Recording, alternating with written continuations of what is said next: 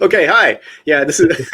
He told me to say something, and then I said I'd stay quiet and see how long I get away with it. The answer is 6 seconds. Now, hi. This is the Jib.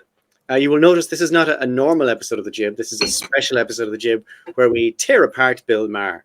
Bill Maher is a television host, and years ago he was a celebrated atheist, and nowadays he is an atheist. So we're going to talk about Bill Maher and what he's been getting up to, and the increasingly insane things he's been saying, perhaps for clicks and likes, or perhaps because of cognitive decline. We don't know. Seamus. What? I was throwing it over to you back in the studio. Oh, I'm back in the studio. Yeah. For those, this is. I should say I liked Bill Maher years ago. I liked him a lot. I didn't just like him a bit. I have 2 of his books. I bought 2. I own 2 Bill Maher books that I bought before 2007. Yeah. So I liked him. He did a lot of good work for atheism by publicizing the fact that it makes sense to atheists, right? It makes sense. Sure. He has said and been involved in things since then that I find very difficult to listen to without saying, no. He used to have a show on cable, I guess. It was called Politically Incorrect. Yes. And it was part of his shtick was that he would say things that were deliberately provocative. But he also put himself up as a political pundit. Like he's a comedian, like a stand-up comedian. Yeah. He's been in comedy movies. He was in a movie about an anaconda. Have you seen him in that, sorry. Have you seen him in that Anaconda movie that James Cameron wrote?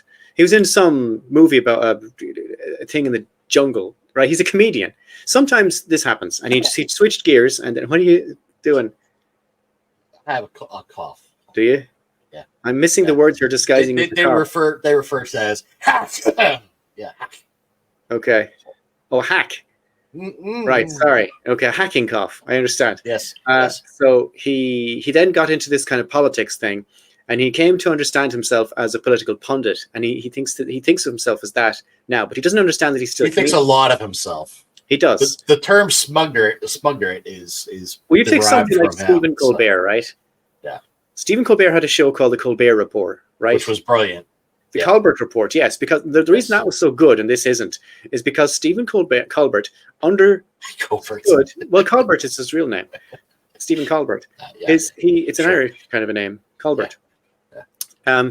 He understood the thing. He knows that he's playing a part and he's saying these horrific things to get a reaction and so on. But at some point, Bill Maher went from being deliberately provocative to actually holding these opinions. And that happens sometimes to comedians. I've seen it happen to a number of comedians. Mm-hmm. It happened to Ricky Gervais. Mm-hmm.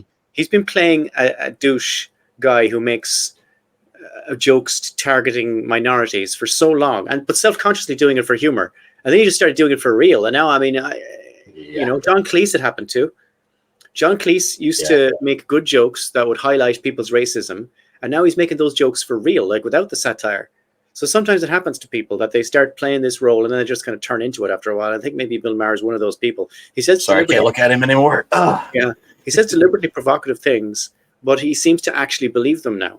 He's not just trying to spark a debate. He seems to actually believe this horse shit he's coming out with. And we're going to show you some clips chosen by Seamus. Hey, put the blame on me. The blame. You're providing us with the scaffolding for the entire episode. Sure, that's what this is. Yeah. The reason we're doing this episode is because I haven't written a script. Okay. I'm supposed to have a script done by today. Did I have a script done by today? I did not. But Seamus has been wanting to have a go at Bill Maher for a while now. I think that's fair to say. Yeah. For months, you've been saying this to me. Have you seen what Bill Maher said? And I said, I don't listen to that guy anymore. And he said, look at this. And I said, yeah, that's definitely mad.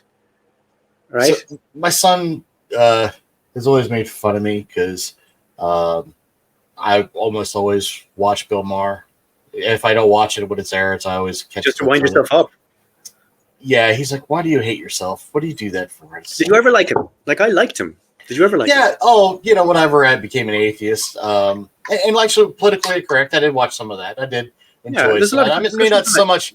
It wasn't always him, though, because that show was very much like the old, like, Dick Cavett kind of feel, right? Where just a bunch of people with different points of view would sit down and exchange ideas, and it was a kind of like a free-flowing conversation for a lot of it. Yes. It always wasn't about him.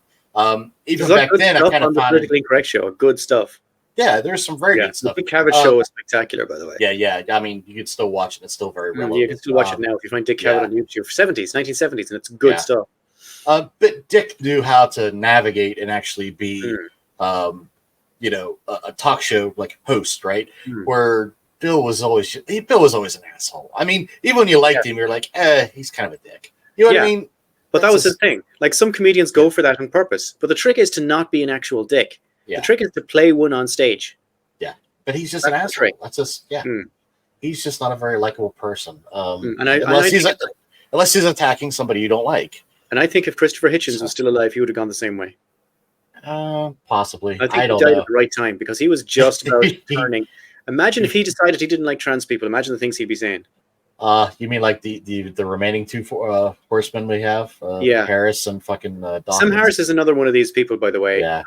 Sam Harris is I said this before in your podcast, but he suffers from this disease I call Sam Harris disease, where he's an expert in one area. In his case, it's neuroscience, and then he thinks that makes him an expert in every area.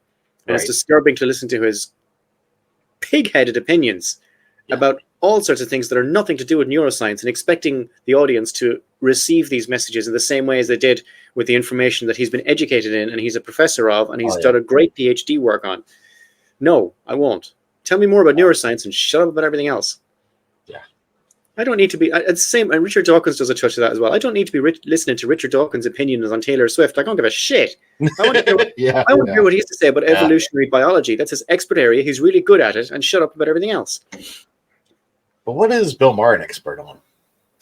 I would say Bill Maher is if you just forget about everything that happened in the last 20 years, I would say he's an accomplished comedian.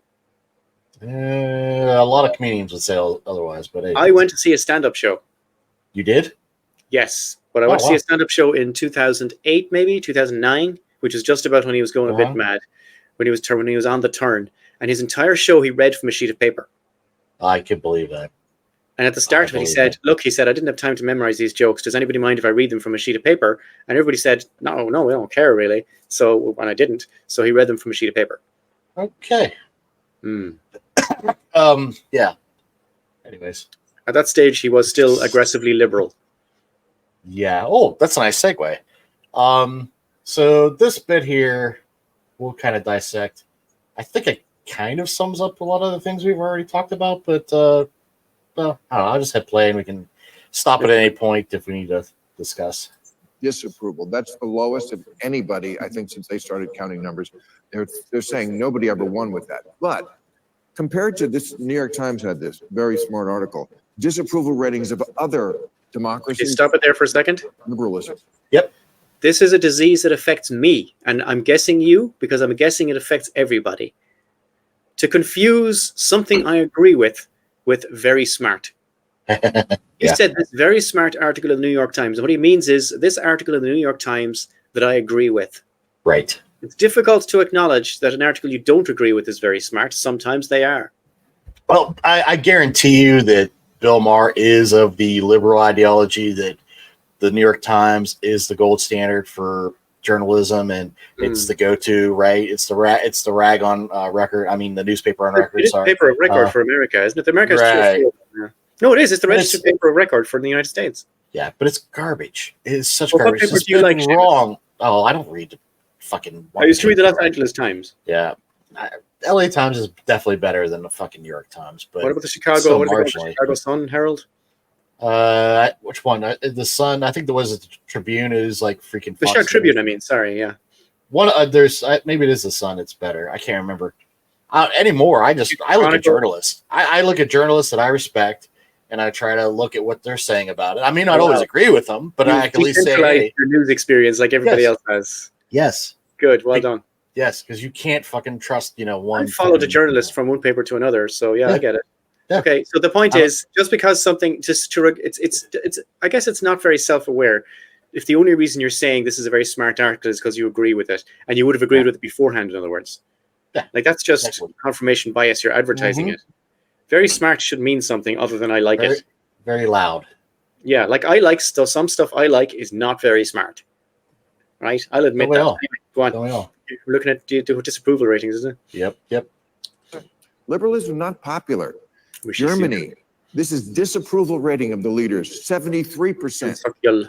19 points worse than Biden. France, 71. South Korea, 70. Okay, stop it there for a second. The UK. Seamus, look at the camera. Yep. Yeah, don't look anywhere else. No, look at the camera. Stay in the camera. Okay. Look at the camera. Don't look away. And say, who is the Chancellor of Germany right now? Merkel? No, it's not Merkel.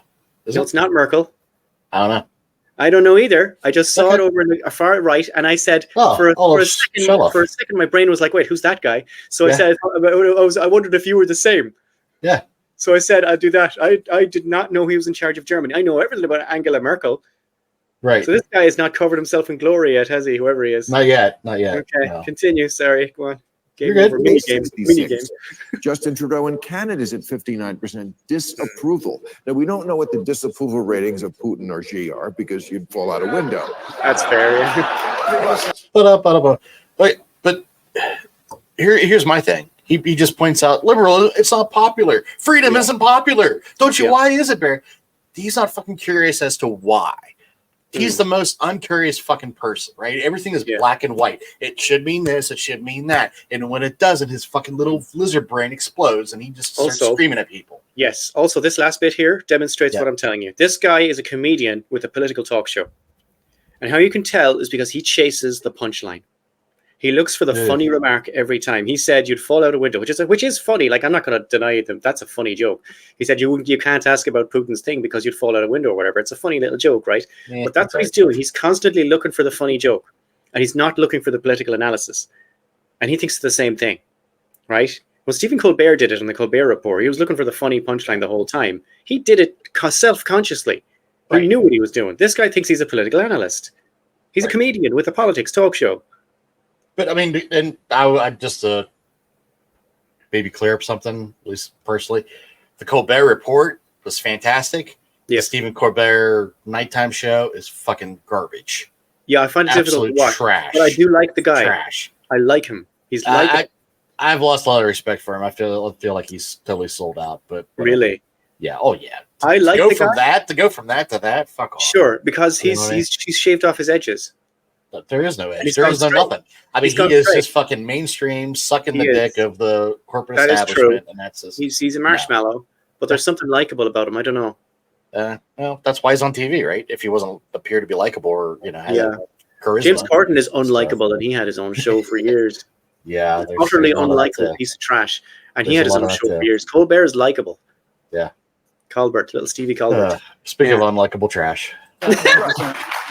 Okay. See, I did a joke there. But it almost doesn't matter because the point is liberalism itself is not popular around the world. Look, we've stop. years of right. What he said here is liberalism is not popular around the world, right? Now he's confused something. Right? Yeah, a little bit. The thing about left-wing politics is, right, there's many differences between left-wing and right-wing politics. Right-wing people will try to tell you that they're centrists.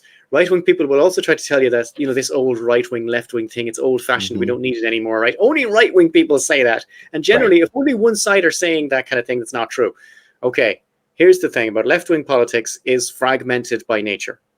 Left-wing politics, what it does is it takes all the people who have all different, including right-wing people, by the way. Left-wing politics will include them at all stages of the process if they want. You try and figure out what's best for everybody, and you take all the little local groups who are into all their own little thing. This group wants less taxes. This group wants better water quality. This group wants more trees. This group wants more pharmaceutical industry, right? You get all these guys together and you're trying to figure something out.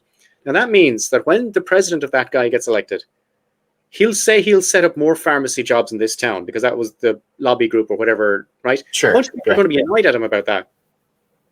Yeah. And there's nothing you can do about it. In left-wing politics, it's inherently set up to take account of everybody's needs and everybody's wants and so on, which means they're going to be constantly fighting with each other and annoyed with each other. It is extremely difficult, like atheists, it's extremely difficult to get a bunch of left-wing people on the same page about everything at all times. It's very easy to do that with right-wing people. If you have 10 right-wing people in a room, all you have to say is just like, fucking gays, am I right? Yeah? You can get them all on the same page very easily. Left-wing people, not so much. They're all into different things. They all have their own experiences. And all you can do is just say, look, we're all going to acknowledge each other's experiences and try and take care of each other. But at some point, someone's going to piss someone else off. And that's, I think, what happens a lot with liberal leaders, is they pretty much let down a lot of their own electorate, no matter what they do. It's just something that happens in left-wing politics, right? So if you say, like, if you had a liberal leader and he was extremely popular, I mean, that happens sometimes, but it's like, what kind of a left-wing leader does everybody love? Like, unless he's, what you'd have to do is you'd have to control the media. You'd have to be like, have government control of the media, and then maybe you'll get people to be on board with all of your left-wing policies. But other than that, you're going to be infighting all day, up and down. And do you agree with that, or am I overstating it? No, I think you're making a lot of sense. I mean, it's like what's the old adage? It's like herding cats. It is like herding cats. But again, I mean, I think there's a huge divide between what has become liberalism, and you can say it's always been liberalism, to what leftists are, right? I think there is a pretty neoliberalism, difference. like capitalism. Yeah, I mean that's like what. Okay. Yeah. There's that kind of Aaron Sorkin worldview of very pragmatic. Well, we have to slow change and all these kinds of things. When they say liberalism, and there's market liberalism, right? I mean there's a lot of that. And there's there's no left, I don't think, in a lot of these nations that he's pointing to. Like left wing. Like I wrote an article once trying to explain to people, because they don't seem to understand the difference between left wing and right wing. And you say a very simple one is, like, if your primary concern, you think the job of government is primarily to take care of people, right? And you're more interested in things like health and education. Right wing people will be more interested in things like security, property rights, and I guess law and order. If they're more concerned about that than they are about pumping cash into health, if they think pumping cash into health and education is a waste of money, they're probably right wing. Yeah. So that's one thing to look for. Right. It's that pick you up by your bootstraps mentality. Yes, that phrase was invented specifically to mock that idea, because you cannot pull yourself up by your bootstraps. There is a certain physical reality preventing you from doing that. So somebody invented that phrase. What are you supposed to do? Pull yourself up by your own bootstraps? How is that possible? Because the force is coming from the same. Yeah, it's regurgitating, constantly by this guy here too. Now, they think it's a thing. Yes, you should pull yourself up by your own bootstraps. Look, everything affects everything else. Whether you like it or not, you are in a community of people. Like, I'm a loner. I stay in my house as much as possible, right? Really? Yes. And I go to the supermarket and I buy things that are manufactured by other people. And I go to the cashier who is somebody else and I give them my money or whatever. Like, everything is dependent on everybody else. That's why I can't stand these libertarians out in the woods of America with their guns, shooting their own meat and growing their own food and saying, "Oh, I'm independent." Man, you didn't make that gun. You buy those bullets in Walmart. Somebody opens Walmart at 7:30. Human beings. Somebody made that bullet. Somebody made that gun. Somebody is taking care of that land where you shoot the animals and you do. Forget that, man. Everything you are is a function of community living. And libertarians seem to want all the benefits of community and society, but none of the responsibilities. Right. So much changed. Think about the economy, the massive globalization of the economy. You think about the information revolution. We created a whole new economy in bits and bytes. Right. You think about the cultural changes that have taken place. Think about the role of women, the transformation of, all of that. It's a lot for people to digest. And, immigration becomes the focal point because you can't, global capital flows are an abstraction, even, globalizing. But this is something you can see. And there is real data to it. In 1975, roughly speaking, 5% of Americans were foreign born. Now it's about 15%. In Sweden, it's about 20%. So people are looking at this and saying, this is a lot of change. And they have no perspective. A lot of change. A lot of change. That seems like is that a dog whistle, or am I being facetious? No, I think he's right. It is. If you had 5% immigrants in 1976 and now you have 20% immigrants, that's a change. Yeah. Like, Ireland has a lot more immigrants now than it had. A lot more Ukrainians and Polish people and so on. Ukrainians are especially now flooding into the country, but they're fleeing a war zone. Like, what are you going to do? Right. Polish people were flooding into the country after about 2000 and after 2000 because we needed them to do the jobs. Yeah. Our health service, the Irish health service, in the late 90s, went over to the Philippines directly. The government went to the Philippines and canvassed nursing schools It just grabbed a bunch of women who came out of nursing school and said, look, we'll give you this money and set you up if you come over to Ireland and do nursing. We were so stuck for nursing. We actually went and asked them to come over. And they did. And even now, if you go to an Irish hospital, there's always a bunch of flips in there. Mm-hmm. Nurses. Yeah. So I can't imagine an immigrant going anywhere where there wasn't work for them. Right. I mean, that's, everybody talks about we're being, it's not refugees, it's an onslaught. We're being invaded by migrant workers. Well, migrant workers, there's a reason. You know what I mean? What was it? The state of Georgia tried to totally eliminate that from their economy, where migrants couldn't work there, and all the farms started collapsing because they couldn't afford to do it.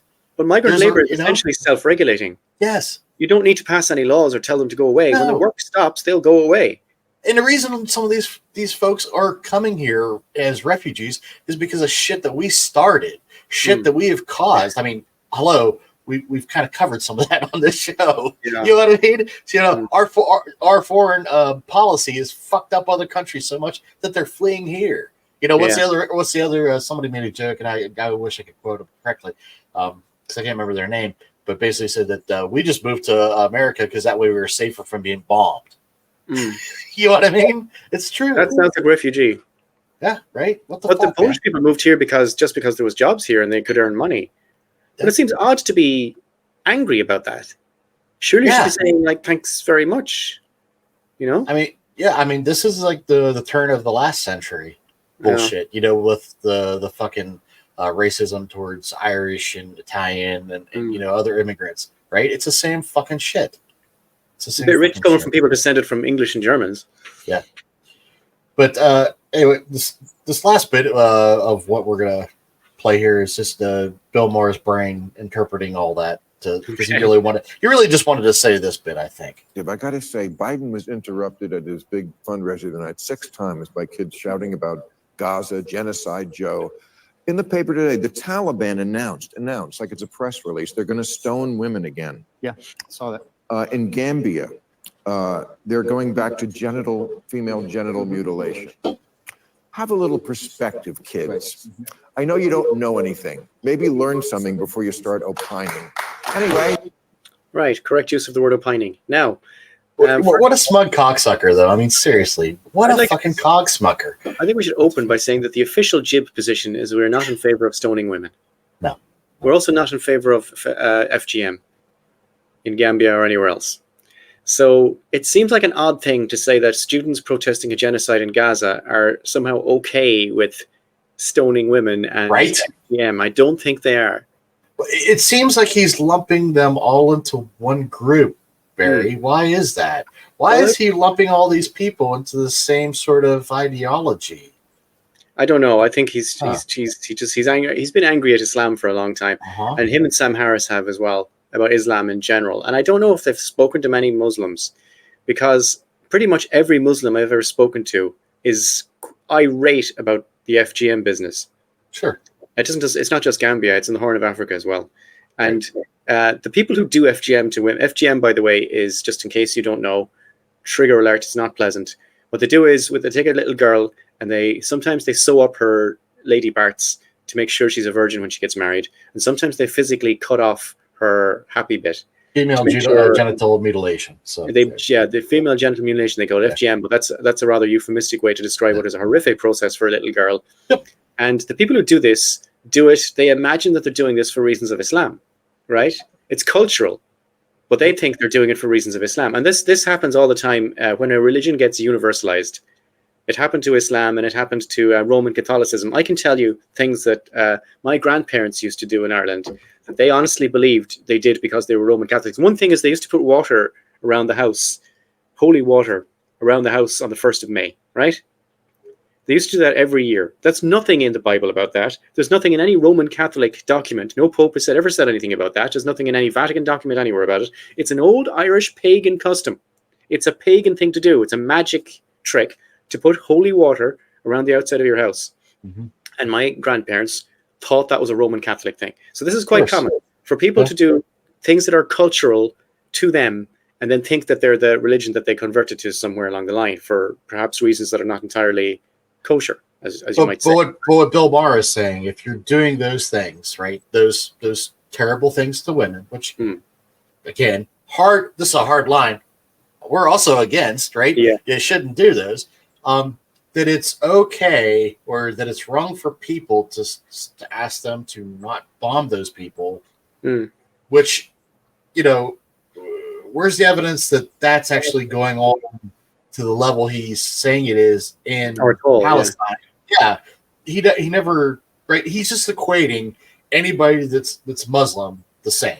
He assumes that, you read the Quran, you know, you worship Allah, then you must be, you know, this evil person that wants to cut off women's shit. There's no fucking understanding or attempt to understand, right? So I know too many Muslims. The problem is, if you talk to one Muslim, you think you'll have a handle on Islam. But if you talk to two of them, you'll say, okay, I get it now. They're all different. Hey, you mean just like when you talk to a Christian, right? Just the same for Christians. Yeah, I mean, if you talk to a Baptist, a Catholic, a Protestant, you go down a list. It's a set, you know, segmentation of all these faiths. There's some Muslims in Muslim countries who talk like that about Christians. Sure. Because they're getting their information from the same assholes from some sheikh on the radio saying these things about Christians. Say, do you know Christians think this about you, and Christians do this and Christians do that? Man, there's no sentence you can start with Christians do anything that I can find you a Christian who doesn't do that thing. And it's the same thing with Muslims. The thing I like to quote here is they did the Pew Research Company did a survey of Indian Muslims, and they found out that more Indian Muslims regard avoiding pork as important to Islam than believing in a God. Wow. And 6% for avoiding pork and 5% for believing in a God, I think, something like that. And obviously they asked the question at different times because, you know, they would have fixed it and they was on their own minds otherwise. But yeah, that's what came out. There's about 5% of Indian Muslims don't believe in a God. So he is in such a denial that a genocide is occurring, that Israel is doing war crimes. He is in absolute denial of it. He is also in absolute denial that we as a nation and, you know, our president by proxy is actually the one carrying out a lot of these things. Yeah. There's just a total disconnect. Muslims. It's because he hates Muslims. Yes. He hates Islam, and he's just... I mean, Sam Harris does the same thing. Sam Harris comes out with some bizarre stuff about Israel, and I'm like, are you looking at the same country? Like, whatever's happening in Gaza now, if you don't like the word genocide, you can just call it a series of organized massacres of Palestinians if you want. Yeah. But that's a genocide. Oh, Jesus Christ. Lee Camp. I don't know if you know Lee Camp. I know Lee Camp. Oh, he's fantastic. He destroyed something to Harris because Harris came out recently and basically tried to defend. Lee Camp's great, yeah. Well, I wouldn't even say defend, basically deny a genocide is going on. Yeah. It just totally destroyed him. It just, yeah. But I mean, Harris is I would say, slightly more educated person than Bill Maher, but is just a fucking more, you know, just the same douche canoe as this guy. But he just it just fucking blows my mind. He's just such a fucking idiot. Such a fucking idiot. Okay, for the next clip, well, I don't know. This is from one of his Los Cojones. Yeah. He's wearing a Los Cojones thing on his lapel. Is that Los Cojones? I have no clue. That's like truck nuts, but in a nice little. Okay, if that turns out, turns out for like cystic fibrosis or something, I'm going to feel bad. But at the moment, it's funny. So, anyways, he's giving an award to somebody. Wonder who. And finally tonight, the Cojones Lifetime Achievement Award for excellence in not giving a fuck. Oh, cool. This year goes to J.K. Rowling. J.K. Rowling? Famous for two things: a massive transfer of wealth from the world's children to her checking account, and for being endlessly vilified for refusing to bend the knee and kowtow to the one true opinion that a biological woman and a trans woman are completely indistinguishable in every way. That's really what's going on there? I don't know. What the fuck, man? What do you think? This is who you want to die on? This is the person you want to prop up? Oh, it's a Lifetime Achievement Award for cojones. Wait a minute. If she has cojones, does that make her a man? Yeah. Not allowed to say that. Is that bad? Sorry, Bill. Oh, Jesus Christ. What the fuck, man? Just... I just don't even know what to say. I mean, you really need to go here. You really need to go here. There's the woke wars or the trans wars that she wrote. Oh, I didn't see that. I mean her fiction. I mean her Then she did the podcast with Barry Weiss, that journalist. Yeah, to try to go on and say about, I'm the real victim. I'm the one that's been, attacked for, saying transphobic things. But I'm not a transphobe. Anywho, I'll let him get talk. I'm sorry you had to hear that, kids. Feel free to call a suicide hotline or post an angry TikTok. Stop that. Trans people have one of the highest suicide rates of any groups. So that might not be as funny as when they're vilified. When they're vilified, right? So if you are constantly attacking them and telling them that they're not who they say they are, then yeah. But if you actually just, I don't know, be an empathetic person, not a fucking piece of shit, those rates change. Like a human being. And you don't have to understand it, by the way. No. I don't understand it. No. I'm a guy, and I don't understand like the idea of a guy waking up one morning and being a woman, right? That to me is a mystery. But I accept it. And if whatever needs you have, you should get them. Right. I don't have to understand what's going on there. Whatever's happening, it's nothing to do with me. Good luck to you. Enjoy your life. Do you understand how being a woman? Do you understand pregnancy, childbirth, menstruation, hormones? I don't, but I'm so empathetic to women. You know what I mean? I've never experienced those things, so I don't have that. But I will fight for women's rights and equality, even though I don't understand any of that stuff. What the fuck? You know what I mean?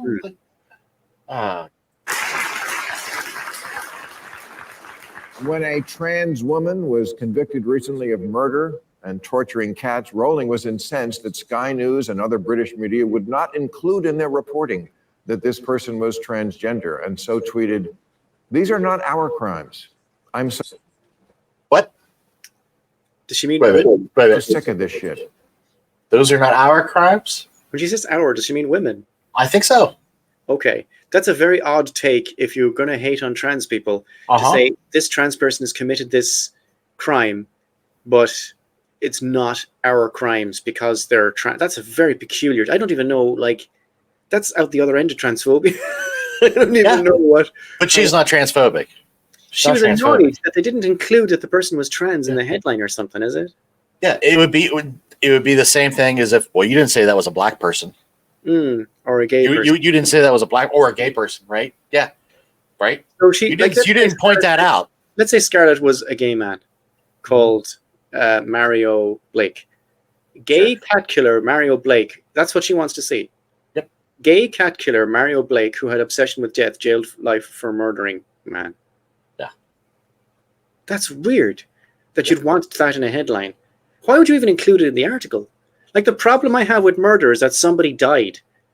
Not that the person who killed me definitely has a sexuality or a gender. That's not the problem I have with being murdered, folks. Or here's one. Cat killer, Jew, Scarlett Blake. If it would have said that, she would have lost her fucking mind, right? No, maybe that's what she wants. Maybe that's what she wanted. Maybe that's the other part we don't know about this. I mean, what the fuck? Do you not realize how fucking bigoted that is? It sounds weird. It's they say that like they say that like liberals want everybody to have their own little box over, but it seems like these guys want everybody to be in their own little box. I mean, who cares? Like, I've just been murdered. It doesn't matter if the bullet came from a trans person. I don't give a shit. What an odd thing to say. And aren't they always rallying against? Aren't they always rallying against inclusion? Right? But isn't that what she's kind of lobbying at the same time? But you didn't point out. Jail for life for murder, cat killer, Scarlet Break, cat killer, gay cat killer, Jewish cat killer. Yeah. And I don't blame her. How many biological women torture cats? None. It's a guy thing. Is it? Well, you see, again, what he's doing here is he's looking for the joke. He's confusing political analysis for something he thinks is funny, right? You can see that that's the basis of a routine.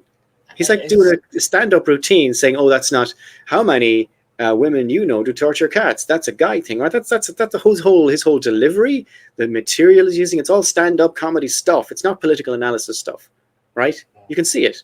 He's going for the, right?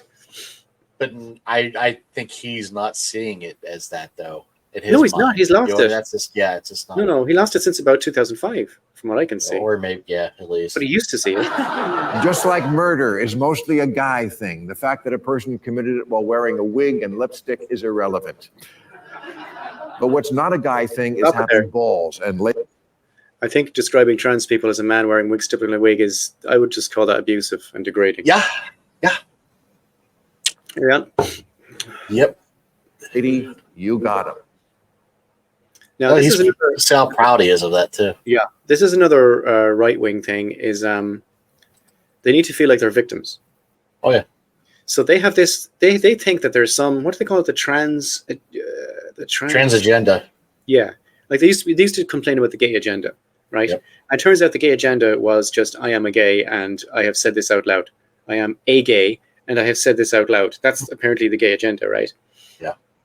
And the trans agenda appears to be the same thing. A trans person exists, and now they're a part of the trans agenda. There is no trans agenda that I'm aware of, and I don't think there's any gay agenda. There never was. This is just something because what it means is you can abstract somebody's experience, her concrete lived experience, as they call it, lived experience, right? You can extract that into an abstract ideology and then shit on it. And you can say to yourself, oh, I have nothing against trans people.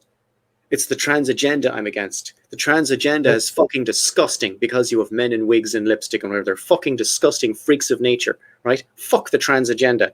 But I have no problem with trans people. And you can actually, people like J.K. Rowling must think like that.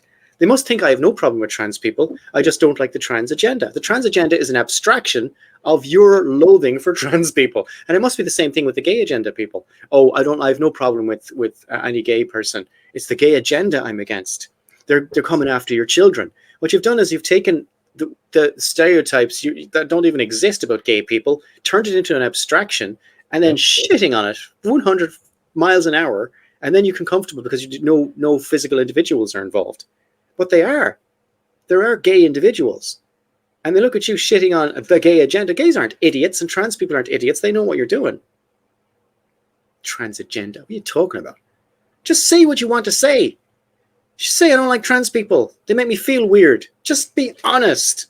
The agenda is they want to exist. They want to live they their want to exist. Trans people make you feel weird, or gays make you feel weird, and that's fine. You're allowed to feel weird, but don't start saying it's a societal problem, and don't say, "Oh, I wouldn't let a trans person mind my child for the afternoon." What are you talking about?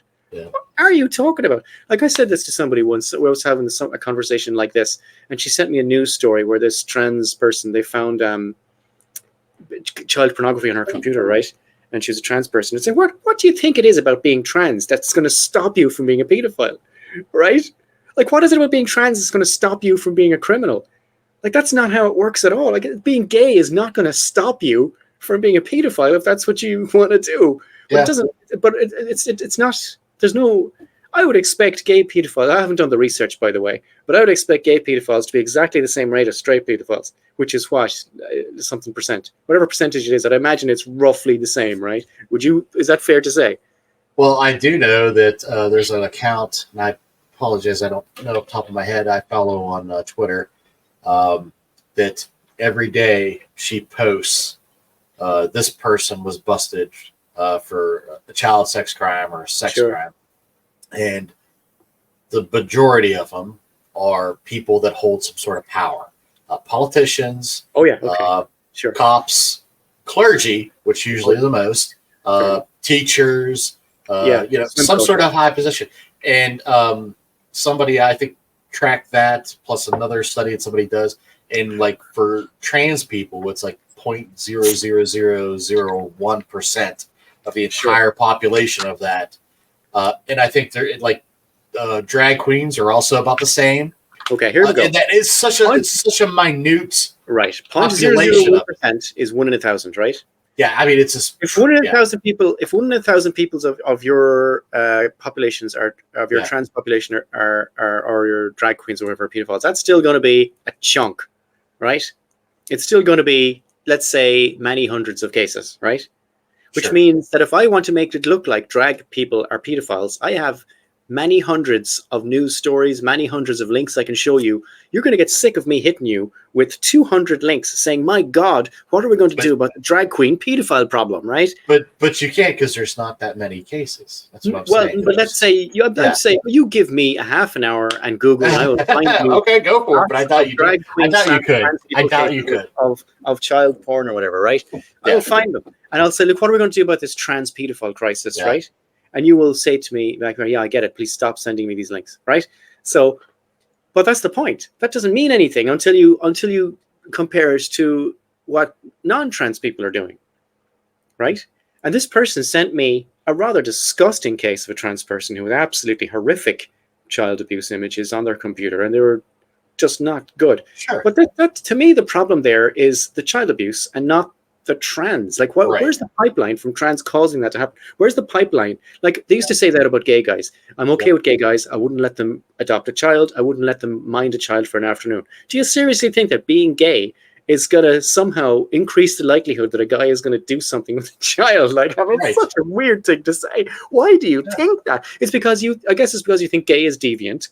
Gay is unnatural deviance, and you just put it all in the one box, right? Yeah. Man, when they took homosexuality with the DSM, it quietened down a lot of that, didn't it? As far as I know, gay guys just want to bang other guys, folks. I think that's the agenda there. And trans people, I think, just want to be left alone. But that's what all these arguments are. They're the same fucking things. It's don't ask, don't tell kind of thing. That's well, I guess we both have trans people in our personal lives, right? We both have trans people in our personal lives, and I can't generalize. I know you can't generalize from experience, but I think I can say, like, the trans people I know, they're not political. They don't go around dropping comments under J.K. Rowling tweets. They just want to live their lives and be left alone. They just want to do their fucking lives without stupid shit, right? The same as me. I want to live my life without a bunch of people saying stupid shit at me, right? And I mean, just leave them alone. Like, they're doing nothing to you. That's something else I say to these people who are transphobic. Is that, please tell me the last time a trans person did something to you. Just tell me about the last time you can't think of one. So what the fuck are you doing? You're like a society avatar fighting for the rights of, like, fuck off. Name me the last time a trans person did anything to you. It's like gay marriage. If they're allowed to be married, then that destroys the institution of marriage that I'm a part of. How does it doesn't affect your marriage? It doesn't affect your marriage. You're still fucking married. What the fuck do you care if they want to get married? My experience, that means, oh shit, they want to be miserable, let them be miserable too, because that's how it was for me, But I didn't understand that either when they said that. It demeans my marriage. Well, then you're just saying that you find homosexuals degrading by nature. Yes, exactly. That's what it means. Yeah. Yeah, but I mean, I don't know. Again, you know gay people in your personal life, right? Yeah. If you know gay people and you talk to them, it's like, how could you possibly? I know it's like Muslims. I know too many Muslims to I could never hate Islam, right? I think I'm an atheist, right? So I don't believe any of it.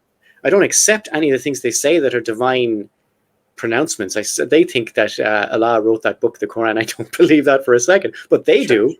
And and they don't get in my way. And every Muslim now, I know, again, there's nothing about being a Muslim that's going to stop you being a pedophile, right? But every Muslim I've met has been sound. Sound meaning nice, right? Yeah. It's lovely people. Maybe it's just the immigrants. I don't know. Maybe if you go to Muslim countries, that's where all the bastards are, is it? I don't know. But there's nothing about being Muslim that's going to stop you being a criminal. And there's nothing about being trans that's going to stop you. If you want to rob a bank, being trans isn't going to stop you, right? I mean, so if you show me a story about a trans person who robbed a bank and said, oh, look at this trans person who robbed a bank, I'll be like, okay, a trans person robbed a bank. What conclusion do you want me to draw from this? That trans people are inherently criminal? Like, what are you talking about?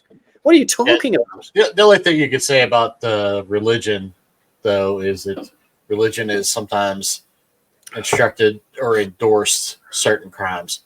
Much like we just talked about with the mutilation of, yes, but no. Islam does not endorse that. Well, some people could say that, just like some people can use the Bible. Some people can use the Bible and point to it that there are definitely instances of condoning slavery or stoning your children or causing death. So I mean, I'm just saying that's really There is no trans religion or ideology that makes it okay. But I do feel like I have to say that there is nothing in the Quran about FGM. There is nothing in any of the hadiths about it. It's a cultural practice in some parts of Africa that because they're Muslims, they think is Islamic. Okay, so this is a clip from Club Random, I believe, and he is talking to What's going on with that man's socks? Huh? What's happening with his socks? Fuck, I don't know. That's fucked up, isn't it? Yeah. So he is talking to. Oh shit! I should have got this guy's name before we started. I know it's like something. He's got a double Patrick Bet David. So he's a bit of a right wing pundit. Has his own podcast.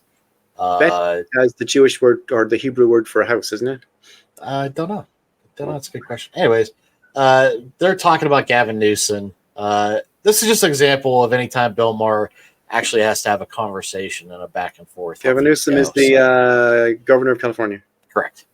I like Newsom. How do you feel about Newsom? Had him on my show Friday. I saw that. And I first of all, I love him. Just one reason I want him to run for president, well, is because he's obviously a winner. Define a winner. Well, he would win the election. Oh, so he would win the election. He's a talented debater, speaker, communicator, deflector. and politician. And what do you mean? Well, what's the point about results? That's exactly where I'm going with you. So results-driven guy. Right. What areas has Newsom won in? You said he's a winner. Winner of the election. He could win the election. But based on what, though? Do you want results? Like, what has he done to California to say he's a winner? What? Oh, God. I don't know. It's too. Bill, you're a smart. You know what? He made it rain. Okay, dude. It wasn't raining. Said that. Yeah, I mean, he's just asking. He's asking for an example. Bill can't give him shit. Bill Maher here is making the same mistake of the people he's always arguing about. He doesn't like Trump. Trump is a populist. A populist means that people will vote for you based on the most superficial of reasons. Yeah. And they don't really. I mean, a lot of Trump supporters don't even know what his policies are. Right. This guy, Bill Maher here, is basically suggesting that the Democrats do the same thing. They field a candidate that will win the election and his policies don't matter. That's dangerous time. Policies do matter. And I know it's boring to talk about policies, but you kind of have to. Like, Trump doesn't talk about policies. He just goes in and says, we're going to build a wall and, So, but if I came to you and said, hey, why do you like Bernie Sanders? You're going to be able to say, because he's for getting money out of politics, single payer health care, basic stuff. Boom, right? Just out of the gate, you're going to be able to say that. But you're also probably going to say, well, I don't really like some of his foreign policies, which, maybe you do. But, you should be able to have a little bit of a conversation about that, right? Don't just say, well, I like how he talks, which unfortunately is a lot of. If we were going to talk about Bernie Sanders as a presidential candidate, I would like to talk about something he has done. Sure. Anything at all he's done. Yeah, as opposed to just, he's a winner.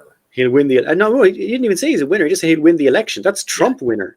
Yeah. Your man didn't even understand. If you look at that clip, this Bet David guy didn't understand what Bill Maher was saying. He said a winner. Okay, well, what did he win at? And he says, no, I just mean the election. Yeah. It's a great It wasn't raining, and now it's raining. So he's got my vote. You know what? Respect. I mean, he I don't know. I don't follow the news. That's a character I play on television. Don't deflect. Did you hear that? Well, that's what I've been saying. Yeah, it's the character he plays on television. I think that's the way he's rolling. Yeah, he's looking for the joke the whole time. Yeah, Colbert, except Colbert did it properly. Yeah, I have to wonder: is he actually doing any of the research? I'm guessing no. Based on how, I mean, remember how he handled the fucking writer's strike? He was against them. He said, well, you know what? You live in a car, boo-hoo, fucking who? Pull up all your bootstraps bullshit. But he must have writers on that show. Oh, yeah. I can't believe he still does after the way he treated them. What a fucking piece of shit. There's anything else. All those shows have writers. Really. That's one of the reasons I like Seth Meyers. Yeah. He regularly comes out and says, this guy is my writers. This is Mike Scollins. This is Alex Bays. This is whatever. Amber Ruffin. These are my writers. This is a joke that Alex wrote. This is a joke that Amber wrote. He regularly does that on his show. I like that. Bill Maher's going to pretend he came up with all those jokes himself. He's exhausting. He is. Is that it? Is that all Bill Maher we can handle?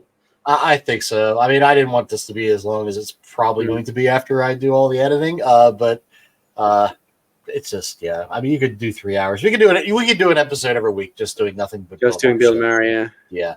So if you want that, let us know. Or anybody else. If you want us to take apart anybody else, yeah, we will do that for a very reasonable fee.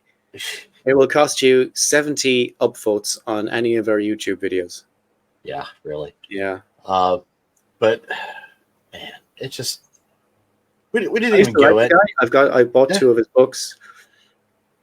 I thought he represented the position of atheism quite well. He made a documentary where he was over in Israel. Religulous. Yeah, I liked that movie. Yeah. It's good, but there's a lot of problems with it. We can do an episode on that. If Religulous, yeah. Then we'll definitely get copyright struck. That's true. So, anywho, yep. So that's this week's episode, folks. Next week we promise to have a script. I don't promise that at all. Yeah. I will aim to have a script for you guys next to 2 weeks' time. Yeah, 2 weeks' time we'll be back here talking shit about something else. Most likely the FBI and CIA, but you never know. That is the plan, yeah. So thank you for joining us, and I hope to have a script for you the next time. This has happened before. We had to do one of these things before because I didn't have a script. I write super slow. Sorry.